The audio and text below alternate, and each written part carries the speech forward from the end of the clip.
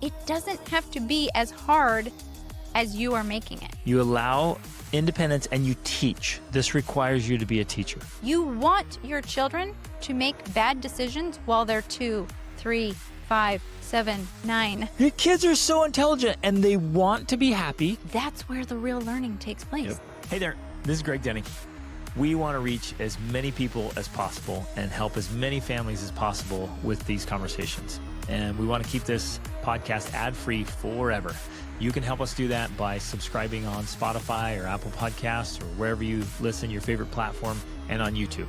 And leave a quick review and share your favorite episodes with friends and family. It makes a big difference. Thank you for being a part of this very important movement. Ladies and gentlemen, welcome to the Extraordinary Family Life Podcast. We are your hosts, Greg and Rachel Denning, and I am very excited to talk about this topic today because it's so common, so relevant, and because it's so difficult. Specifically today, we want to talk about something we have observed that occurs generally, and we're saying good moms on purpose because these are moms that are good moms. Good people and good parents that want good outcomes. Exactly. But we want to talk about the differences in nuances that bring different outcomes. And the reason why we want to bring it up is because they're trying to get specific outcomes, but the things that they are doing are actually producing the outcomes they don't want. When you learn to identify these things and to make those small shifts, those small changes, then you can actually get those outcomes that you want. And I think the biggest emphasis I want to make here is it doesn't have to be that hard. It doesn't have to be as hard as you are making it. And one of the things that we're going to talk a lot about today is like letting go. Stop trying to control everything. And the irony is the less you try to control, the more better outcomes you're going to get, right? The more better. I like that. You're actually increasing, and this is why it's so challenging to do. This is such a difficult concept because it seems counterintuitive. It seems like to go against everything you want. Yeah. But when you stop trying to control and you let go of it and then use gentle influence, the more likely you are to get the outcome you want. Yes. The more you try to control or force the outcome, the less likely you are to actually achieve it. But a lot of people think when we talk about letting go of control, that means then, of course, just anything goes. And, there's no structure, there's no framework. And I think that that's an important distinction because there is actually a very clear framework. You're working within very specific boundaries. And this is my fortress, and I cannot allow these certain things in. And so right now that just came to me that's a good image. Inside the fort, we're fun. It's fun. It's crazy. There's lots of freedom. Our kids can do whatever they want. But we are very strict and deliberate about the walls of that fort and what is allowed within that fort. And so that's kind of the framework of how I want to approach this is that if you try to be controlling in the fort, if you're like, don't eat this, don't do that, get up now, go to sleep now, this and that, and you're literally controlling every aspect of your children's life, that's when you produce the outcomes you don't want.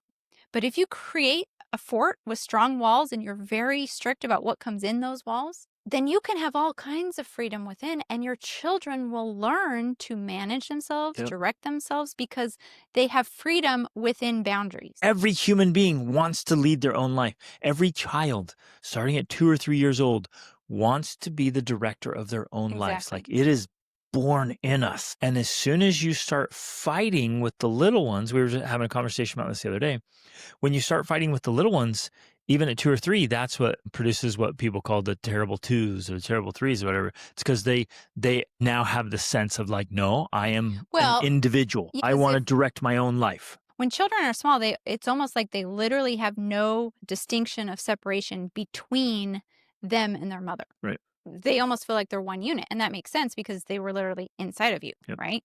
And so it takes them time to realize, oh, I'm actually separate from my mother. And yet it's also a scary process of like, wait a second, I'm separate from my mother. That's also terrifying and empowering at the same time. And so during those years, especially, it's so critical for them to be able to exert that independence, but then also to come back to you and feel like, okay, you're still here. You still love me. I'm still safe. You are my support. You are my source of life, and so that's a very important developmental age. We, as good parents, are trying to help them. And so we control. And when we try to control, that creates the problems, whether it's in toddlers or teens. Yeah. And you see this, it's like a fundamental, like the toddler is trying to walk through this little independence, autonomy phase. And it's so adorable because they need their parents so desperately, but they're like, I can do this myself. Exactly. And teens are the same way. Just let me be free. I'll do whatever I want. You're like, if I let you walk out the door, you'll be dead in a couple of days because you don't have the skill set and the knowledge to figure it out yet, but you desperately want the independence. Yeah. And so this is super powerful. And the nuance is important here because as you and I are literally saying, don't control your kids, we're also simultaneously saying you'd better control your environment. Yes. And I guess we need to really clarify this of like what's in the home, like no go on the other. There's only a few things. Walls of the fortress. Yeah, there's very few things. And the walls of the fortress are solid. And what comes through that gate? Yeah. Absolutely not allowed. Every single thing through that gate is intentional. But what it does, and hopefully this analogy can help parents picture this, is it provides this safe environment where our children are allowed complete freedom. And the reason why that's so important, because many of you might say, well, but that's not accurate because, then they'll go into the world and blah, blah, blah. But the reason why it's important is because if we use the fitness analogy, if you use your muscles, if you exercise, they get stronger. And as our children exercise the muscles of freedom, the muscles of decision making, the muscles of leading their own life Of self-defense within this safe fortress, then as they grow up, those muscles get stronger, and then they're able to use them more sagaciously, like wisely. They're able to use them out in the real world.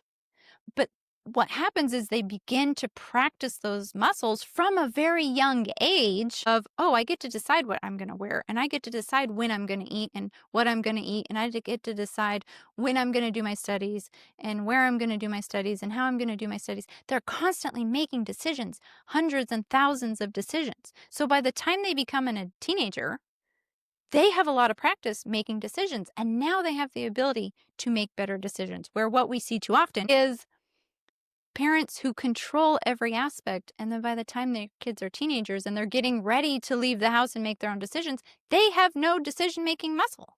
They have not been allowed to practice. We've proven this model. It works. And again, you got to think long-term outcomes. What do I want? I want my children to become adults who make good choices on their own, whether I'm there or not, whether anybody's there or not. Like what matters most is like, what kind of decisions do they make when no one's watching? That's what matters.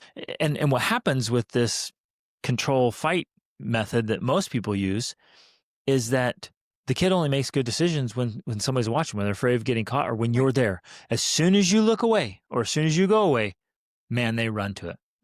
And so we want a different outcome. We want the kid. And so the method works. And so you have to trust it. And as you're giving, you set up the fortress. I love that. Yeah. You set up the fortress, you allow independence, and you teach. This requires you to be a teacher. Like this will not work if we are not teaching, because over time, the child has to understand why the framework's there. And we're constantly teaching them about those choices so that when they're old enough in their mid to late teens, when their brain is literally now just becoming capable of abstract ideas, and we're constantly teaching that, they're like, okay, I totally get it. Right. I've been practicing. You've been telling me this. Now I get it. Now it's my own. In this case, the fortress is not location dependent, right? We take the fortress with us, essentially. So the fortress isn't a specific location. Right. It's a way of being. But one of the other things I wanted to discuss, because I think that this is important to understand too, because you mentioned a little bit ago that we're worried about letting go of that control because our kids are going to XYZ. Essentially, make a mistake, make poor choices, do the thing we don't want them to do. And I feel the need to emphasize that, yes, that is going to happen. And in fact, yes, that is what you want to happen. You want your children to make bad decisions while they're 2, 3, 5, 7, 9, right? If they wait until they get older to make those mistakes for the first time, for some, that's once they move out, they go to Yes, college. it's 18, 19, 20. Yeah. They're making decisions that have horrendous consequences. And those are the same type of decisions that they were never allowed to make when they were young. And so now they're doing it and getting horrible outcomes because they were never allowed to direct their own lives. They were never allowed to decide what to eat and when to eat. They were always told what they had to do. And what I want to emphasize here is we want them to learn through experience that if I miss a meal, later on I'm going to be hangry. And then I'm going to maybe fight with my sister. And then we want to connect the dots for them. We want to be able to teach them that, like, hey, look, you decided not to eat. And whenever you don't eat, look how upset you get. And now you're really upset, and you would feel so much better if you had some food. But they're learning through experience because they chose, rather than the controlling model is. Well, but the good mom immediately is thinking, Right. I'm not going to deal with this. I don't want to have to deal with all the fighting and all the stuff. Okay. So I'm going to force my kids to all sit down and all eat. I'm going to sit here and have a battle over what's on their plate so that they're not hungry later. Right. So that's the nuance that, going back to the nuances, that's what I'm talking about. Because it seems very insignificant in some ways. Right. Like whether my child learns on their own that they need to eat, or whether I make them eat because I already know this. Or bedtime. Bedtime's or a I good make them example, go to too. bed because I know they need sleep. But that's what I'm trying to say. That's the point. When our children are allowed to make those decisions on their own and then suffer the consequences of having made bad decisions, quote unquote, that's where the real learning takes place. Yep. So then guess what? 'Cause it's a natural consequence. Yeah. You guys, your kids are so smart. Your kids are so intelligent, and they want to be happy. They want to be successful. They actually want the same things you want. Yeah. They really, truly do. But they want to decide them for themselves because that's human nature. That's the psychology of the human being. They want to feel in charge of making those choices. And when you give them the freedom to make those choices on their own, especially over time, and especially if you have these conversations of helping them learn those things, of pointing it out. Wow, you were up really late last night, and now look how grumpy you are. If I were you, 1, I'd go to bed earlier, or 2, if I decide to stay up late, I'm going to have to work extra hard to have a good attitude because I'm going to be naturally grumpier. It's amazing. We've watched this with all of our kids. You help them learn how to process it, and then they come, you're like, they'll come and tell you, like, that was not worth it. I'm not doing that again. Exactly. And that's one of the biggest challenges of parenting is that, yeah, you're right. We do know more. We have more life experience. But if we simply use that as an opportunity to exert more control over our children, we don't teach them. All we get is resentment. It's literally making decisions for them. Right. So like, I know better, so I'm going to make this decision for you. That doesn't serve them. And that doesn't help them learn. Yeah. It doesn't help them develop that part of their brain so that they have the ability to learn those lessons and to understand the outcomes of the choices they make.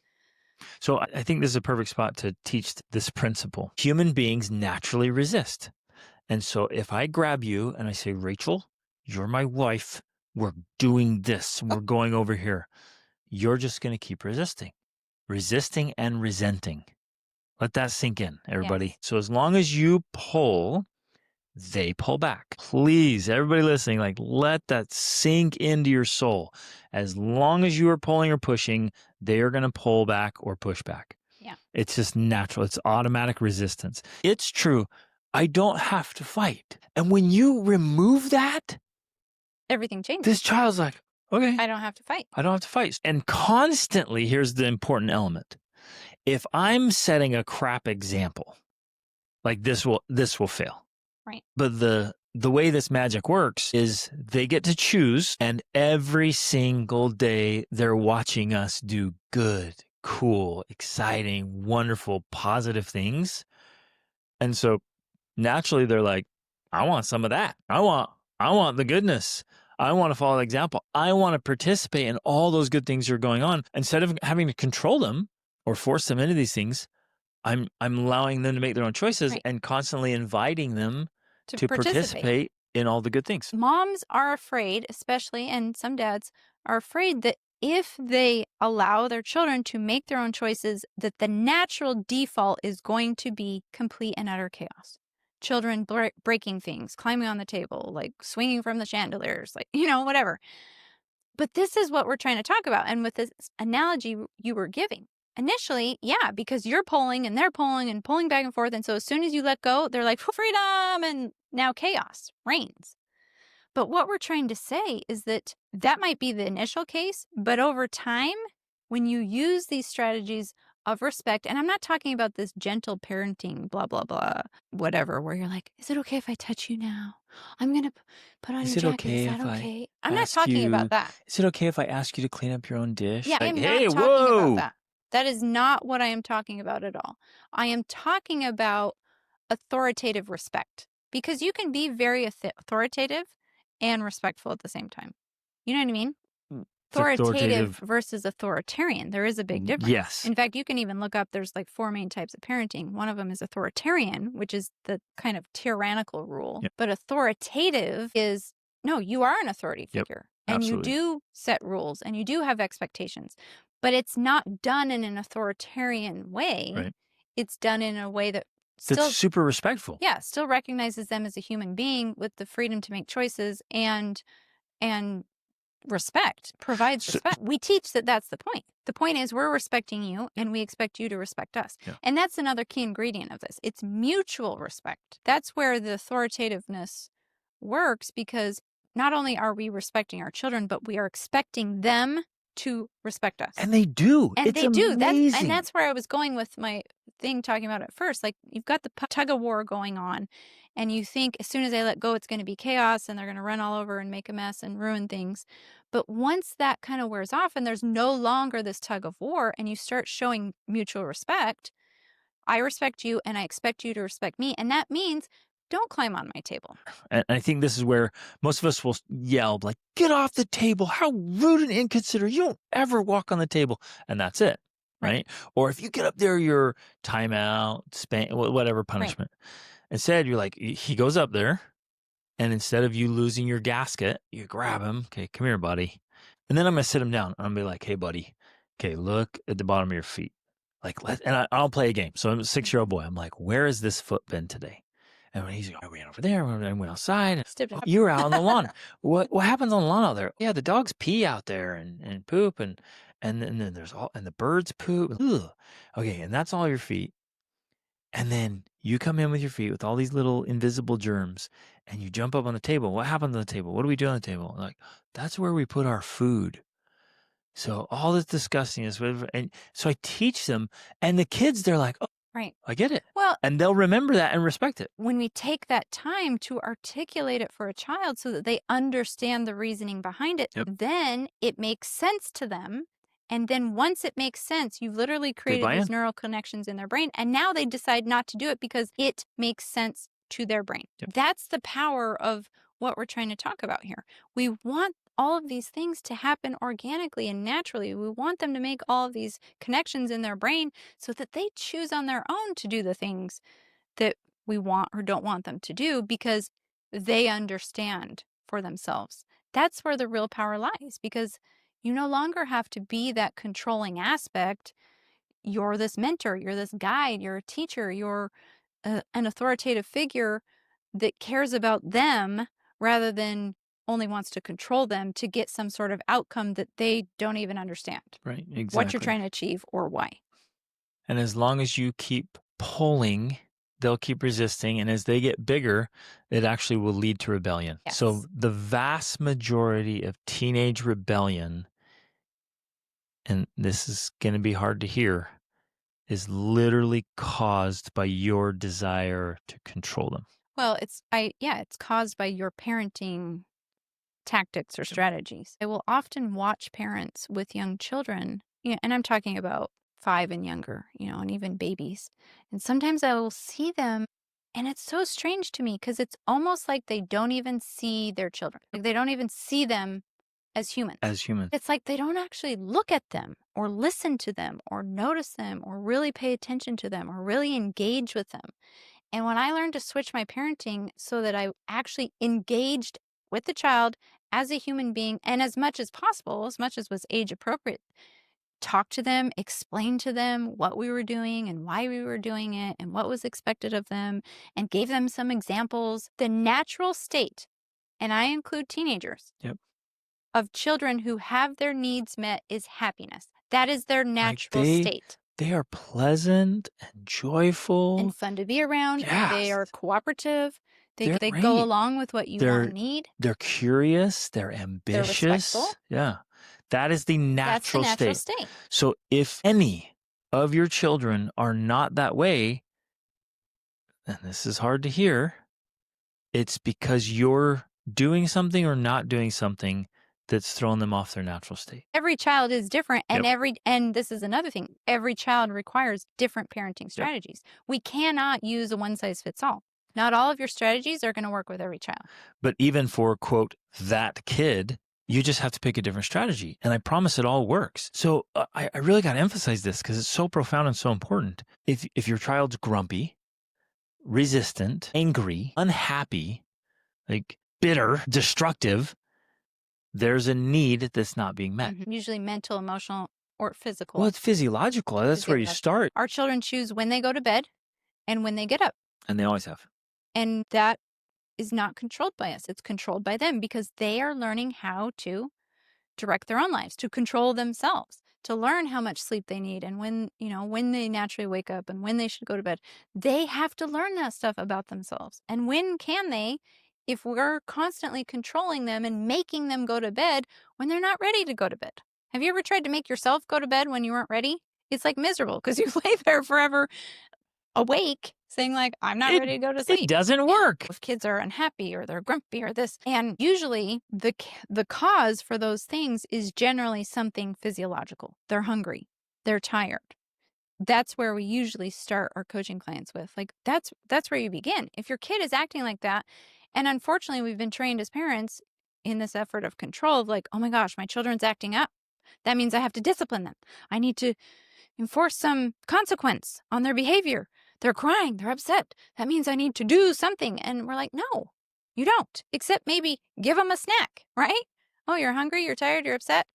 Here you go. Here's a snack. And it needs to, of course, be something that's nourishing for their body because giving them more sugar is only exacerbating the problem. They need like a bratwurst or a steak or a hamburger or some meat or protein, right? That balances their blood sugar. That's a whole nother level we could go into is the blood sugar and insulin levels that are contributing so true, to because a lot of good moms are like, no, I make sure my kids are eating and I'm giving them like sandwiches and bagels and orange juice. Yeah, which is all not good. All those things are not That's just good. So you think you're feeding your kid and you're actually tanking their health. The nuances, right? And this is where it can feel so challenging and overwhelming sometimes because there's so many levels of the nuances of things, but that's another topic. And one of the other things I always did to prevent the meltdowns, and I know moms hate this, is that I would allow my children to snack all day pretty much because I'm not in their body and I don't know when they need food and I don't know how much they've been running and playing and using their brain. When I allow them to make the decision about when they're going to eat, they are so much happier. And healthier. Right? Because stop. I control the fortress, of course, so I don't have anything available to them. Only healthy snacks. Only healthy snacks are available. But they get to decide when they eat those healthy snacks. And it's free range. Yeah. And I can hear you be like, no, they'll eat so much. Yeah, they probably need it. Yeah. Now, they won't. And if you've created an unhealthy relationship with food by trying to control it, which is let this sink in. If I try to control food, when they eat it, what they eat, an unhealthy relationship with food. So then your kids are like, they're sneaking food and they're overeating because what they're doing is they're resisting the control. So you remove the controls and then they'll just eat when they're hungry, when their body needs it. And they stop when they're full. I think this is important. A couple points. Good moms wanting to be good moms and wanting to do things they've heard about, or maybe their mom did or something. They do all this extra work, sometimes 3 meals a day. Like you're making it way harder than it needs to be. And I want to emphasize this. You can get the outcome you want, which is healthy, physically healthy family that eats well and really great relationships. You can get connection that. Time. without all the extra work. I'll make dinner sometimes, and some of our kids will be like, "Oh, I'm not hungry." I'm going to respect that because I Yes. respect the child. And if Yes, they this is tell me they're huge. not hungry, I'm going to listen to Yep. them, and I'm not going to make them eat because, well, we're having dinner now. Okay, that's gigantic. Yeah. We are sitting down as a family having dinner. You will eat if you're not hungry. What kind of craziness is that? Right. Why are we force feeding a human Yeah. body that is satiated already or doesn't need food Doesn't right need- now? It's so crazy to me. Parents are literally battling with their children, hurting their relationship because they're trying to get their kid to eat vegetables that actually aren't even good for them. And that's just one little thing, but But it's also just the idea- significant. This is huge. No, it is. And also the idea of finishing your food because you should, when instead of learning to listen to your own body Yeah. And teach your kids to listen and to theirs. teach your kids to listen to their body, I should stop eating when I'm full, Yep. whether or not my plate is empty or not. Exactly. When all of us are allowed to make our own choices and have the freedom to pursue and do the things we want within this fortress of safety, the natural state is happiness. This is where I reach through the microphone, I put my hands on your shoulders, shake you a little bit, and say, hey, stop right now. Whatever you're doing, stop and hear this. If there are any battles going on in your family at all, stop and reevaluate what's going on. And I know this is hard to hear. I'm not throwing you under the bus. You're probably the cause of it. Unconsciously, inadvertently, being a good parent, trying to do good things, you're actually causing the very thing you don't want. And I have to stop and ask myself, wait a minute. Here's my child, and here's a plate of food. Am I more concerned about what's happening in my child's body or what's happening on the plate? Honestly, ask yourself. And when you say it out loud, that sounds so stupid. Why do I keep making such a big deal of the plate? Like, let's go with the child. This principle applies across the board. So I have to reemphasize because some of you might be crying while you're listening to this episode. Now, there may have been tears shed. And we're not trying I've been there. Yeah, me too. We're not trying to make you feel bad. In fact, I want to deeply honor your goodness. Like the fact that you are a good person, trying to raise good kids with good outcomes, that's awesome. That's worth celebrating for the rest of our lives, to celebrate good moms doing good things. I love that. Simultaneously, we also have to say, hey, you're unconsciously or naively doing things that are causing the very problems you're trying to avoid. And it's not about you. It doesn't make you a bad person. It doesn't make you a bad mom. It has nothing to do with you or your self-worth or anything else. It is literally a skill. So in a way, I see us as, let's say, tennis coaches, even though you and I know nothing about tennis, but, for this analogy, we're just here trying to say, hey, here's the nuance of things. If you do it a little bit like this and you move a little bit like that and you stop doing that, your tennis game is going to be better. That's all we want to do with parents, with moms. We're trying to say, hey, you're a good person and your worth doesn't change by how well you play tennis, but you're lacking some parenting skills that are causing the outcomes you don't want. Let's improve the skills. Let's change the technique a little bit, and you're going to get the outcomes you want. Yeah. So the emphasis today is just kind of examine your house, your life, your parenting, everything that's going on with your whole family Pay dynamics. attention to the battles. Wherever you are exerting control, stop and figure out a different approach to persuade, influence, change the teach, fortress. mentor. Yeah. Just totally transform the way you're doing it so that you're no longer controlling or attempting to control human beings, because you really can't control people. You can try, but it's only going to create resistance. And you can control, and here's the thing that most parents don't realize until it's too late. You can control your children. You can get them to do what you want their entire childhood. But that does not mean that and I would say almost with 100% of cases, there's underlying resentment that's building. Yep. Because no one likes to be controlled. You can't change the long-term results of that underlying resentment. And at some point, it will manifest itself. And it's sadly, most likely in adulthood. Well, and in your grandchildren. You may think, oh, my strategies are working great. But unless the relationship is there with your child, in the way you want it to be, then your strategy is not really working. Because we have been studying it so long, I no longer can deny that. Right. Like to me, it's clear as day. There is a direct connection to the way you're parenting and the control you're exerting and these mental and emotional issues that your children are struggling with.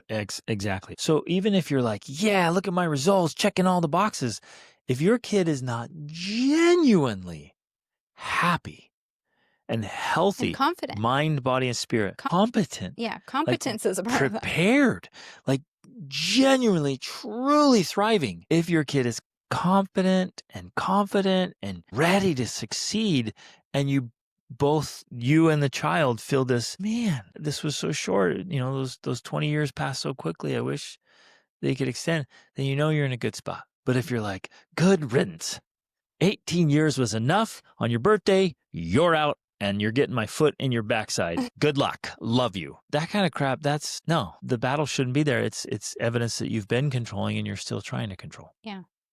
Okay. Love you guys. Thanks for listening. This stuff matters so much. I can't think of any work that's more important than trying to guide and mentor a little human being through all the techniques and skills. This stuff matters so much, and it's worth every effort. If you have specific questions, reach out to us. We'd love to help. Love you guys. Reach upward.